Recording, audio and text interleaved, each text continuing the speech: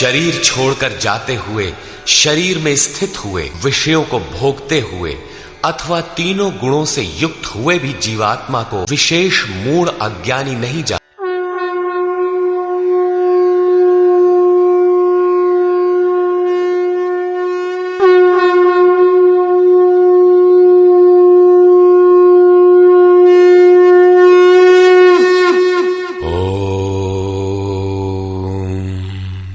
श्री परमात्मने नमः।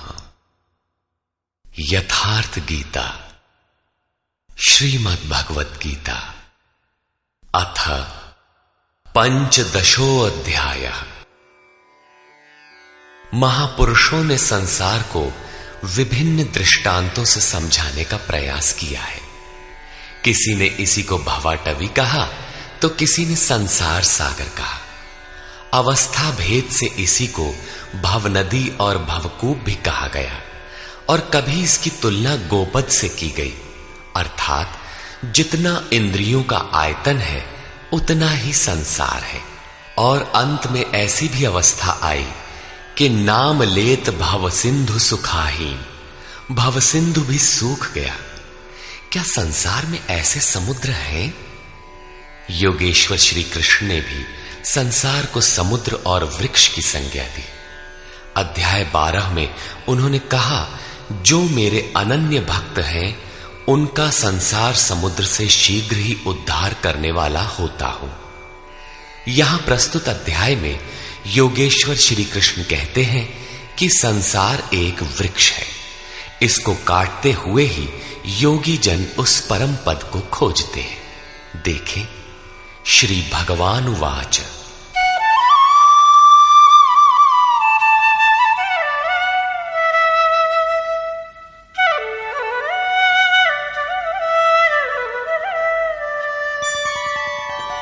ऊर्ध्वमूलमधः शाखम् अश्वत्थं प्राहुरव्ययम् छन्दांसि यस्य पर्णानि यस्तं वेद स वेदवित्। अर्जुन, ऊर्ध्व मूलम, ऊपर को परमात्मा ही जिसका मूल है, अधः शाखम, नीचे प्रकृति ही जिसकी शाखाएं हैं, ऐसे संसार रूपी पीपल के वृक्ष को अविनाशी कहते हैं। वृक्ष तो अश्व अर्थात कल तक भी रहने वाला नहीं, जब चाहे कट जाए, किंतु है अविनाशी। श्री कृष्ण के अनुसार अविनाशी दो हैं, एक संसार रूपी वृक्ष अविनाशी और दूसरा उससे भी परे परम अविनाशी।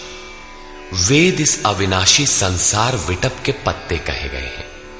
जो पुरुष इस संसार रूपी वृक्ष को अर्थात देखते हुए विदित कर लेता है वो वेद का ज्ञाता है।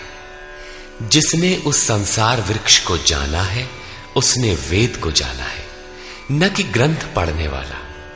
पुस्तक पढ़ने में तो उधर बढ़ने की प्रेरणा मात्र मिलती है, पत्तों के स्थान पर वेद की क्या आवश्यकता है।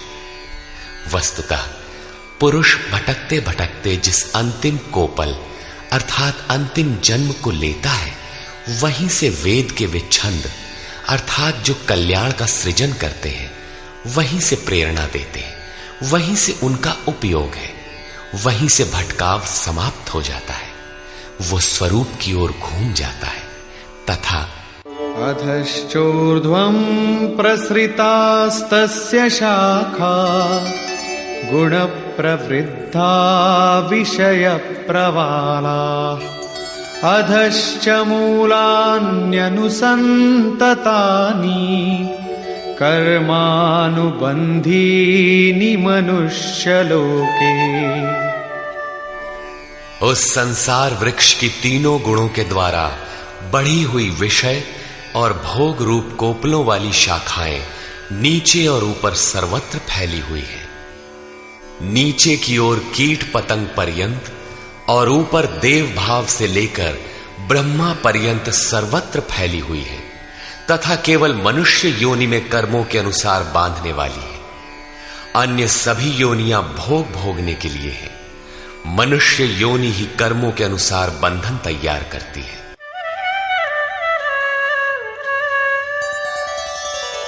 न रूपमस्येह तथोपलभ्यते नान्तो न चादिर्न च सम्प्रतिष्ठा अश्वत्थमेनं सुविरूढमूलम्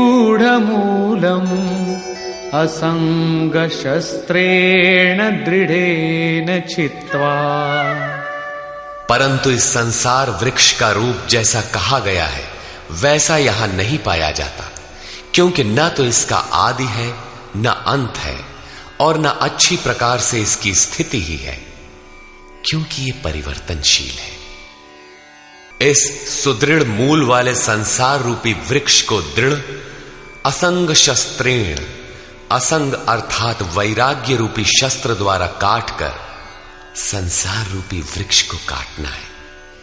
ऐसा नहीं कि पीपल की जड़ में परमात्मा रहते हैं या पीपल का पत्ता वेद है और आरती करने लगे पेड़ की।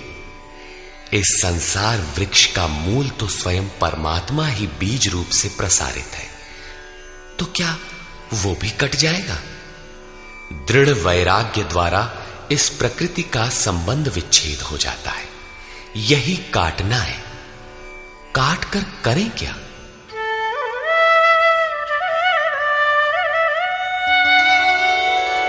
ततः पदं तत्परिमार्गितव्यम्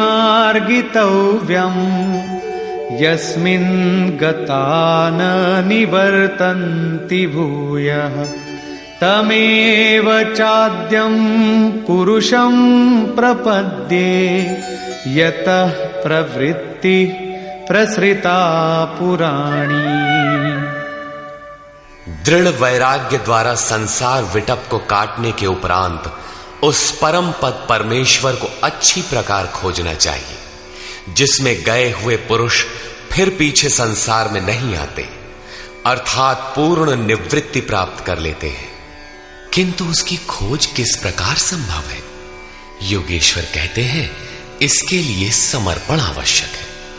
जिस परमेश्वर से पुरातन संसार वृक्ष की प्रवृत्ति विस्तार को प्राप्त हुई है, उसी आदि पुरुष परमात्मा की मैं शरण हूं, अर्थात उनकी शरण गए बिना वृक्ष मिटेगा नहीं। अब शरण में गया हुआ वैराग्य में स्थित पुरुष कैसे समझे कि वृक्ष कट गया? उसकी पहचान क्या है? इस पर कहते हैं, निर्माण मोहाजित संग दोषा अध्यात्म नित्या विनिवृत्त कामा द्वंद्वैर्विमुक्ता सुख दुःख संज्ञैर् गच्छन्त्यमूढ़ा पदमव्ययम् तत्। उपर्युक्त प्रकार के समर्पण से जिसका मोह और मान नष्ट हो गया है, आसक्ति रूपी संग दोष जिन्होंने जीत लिया है, अध्यात्म नित्या परमात्मा के स्वरूप में जिनकी निरंतर स्थिति है, जिनकी कामनाएं विशेष रूप से निवृत्त हो गई हैं और सुख दुख के द्वंद्वों से विमुक्त हुए ज्ञानी जन उस अविनाशी परम पद को प्राप्त होते हैं। जब तक ये अवस्था नहीं आती तब तक संसार वृक्ष नहीं कटता। यहां तक वैराग्य की आवश्यकता रहती है। उस परम पद का क्या स्वरूप है जिसे पाते हैं? न तद्भासयते सूर्यो न शशांको न पावकः यद्गत्वा न निवर्तन्ते तद्धाम परमं मम। उस परम पद को न सूर्य न चंद्रमा और न अग्नि ही प्रकाशित कर पाते हैं। जिस परम पद को प्राप्त कर मनुष्य पीछे संसार में नहीं आते हैं, वही मेरा परम धाम है, अर्थात उनका पुनर्जन्म नहीं होता। इस पद की प्राप्ति में सबका समान अधिकार है। इस पर कहते हैं,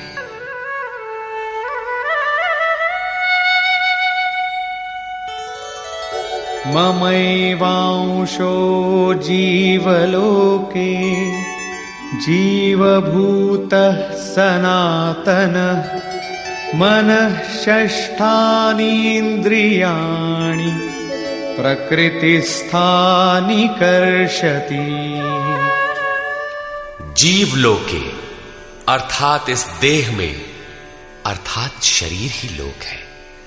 ये जीवात्मा मेरा ही सनातन अंश है और वही इन त्रिगुणमयी माया में स्थित हुई मन सहित पांचों इंद्रियों को आकर्षित करता है। भला कैसे? शरीरं यदवाप्नोति यच्चाप्युत्क्रामतीश्वरः गृहीत्वैतानि संयाति वायुर्गन्धानि वाशयात्। जिस प्रकार वायु गंध के स्थान से गंध को ग्रहण करके ले जाता है, ठीक उसी प्रकार देह का स्वामी जीवात्मा जिस पहले शरीर को त्यागता है, उससे मन और 5 ज्ञानेंद्रियों के कार्यकलापों को ग्रहण करके अर्थात आकर्षित करके साथ लेकर फिर जिस शरीर को प्राप्त होता है उसमें जाता है। जब अगला शरीर तत्काल निश्चित है तो आटे का पिंड बनाकर किसे पहुंचाते हो? लेता कौन है? इसीलिए श्री कृष्ण ने अर्जुन से कहा था कि ये अज्ञान तुझे कहां से उत्पन्न हो गया कि पिंडोदक क्रिया लुप्त हो जाएगी। वहां जाकर करता क्या है? मन सहित 6 इंद्रियां कौन है? श्रोत्रं चक्षुः स्पर्शनं च रसनं घ्राणमेव च अधिष्ठाय मनश्चायं विषयानुपसेवते।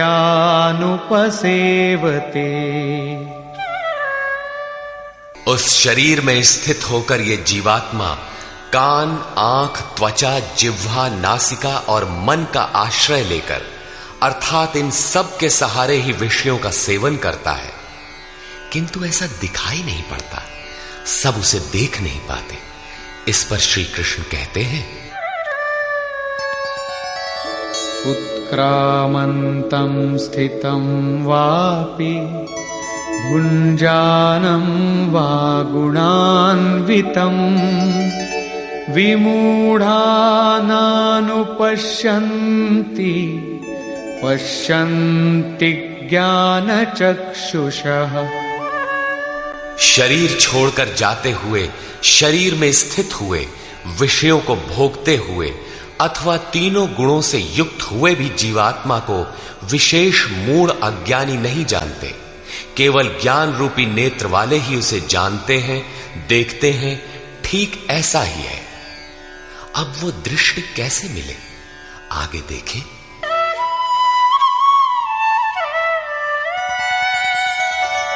यतन्तो योगिनश्चैनं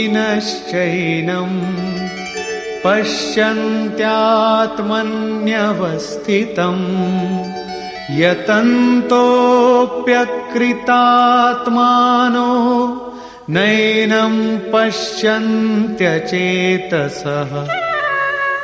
योगी जन अपने हृदय में चित्त को सब ओर से समेट इस आत्मा को यत्न करते हुए ही प्रत्यक्ष देखते हैं, किंतु अकृतार्थ आत्मा वाले अर्थात मलिन अंतःकरण वाले अज्ञानी जन यत्न करते हुए भी इस आत्मा को नहीं जानते, क्योंकि उनका अंतःकरण बाह्य प्रवृत्तियों में अभी बिखरा है।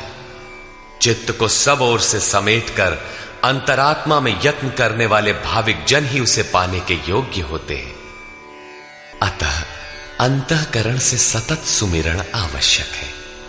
अब उन महापुरुषों के स्वरूप में जो विभूतियां पाई जाती हैं, जो पीछे बता भी आए हैं, उन पर प्रकाश डालते हैं।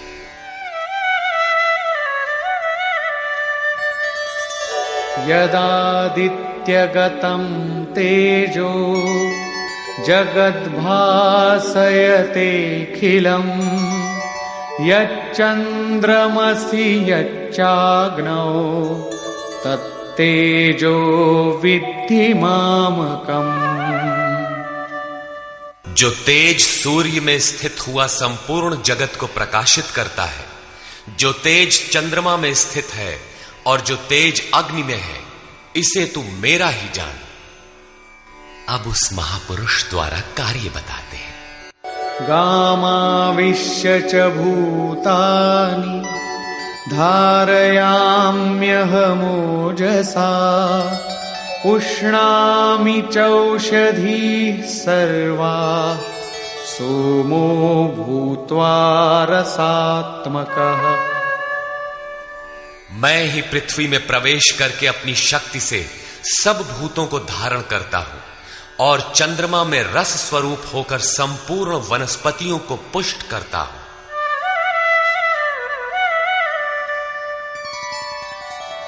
अहं वैश्वानरो भूत्वा प्राणिनां देहमाश्रितः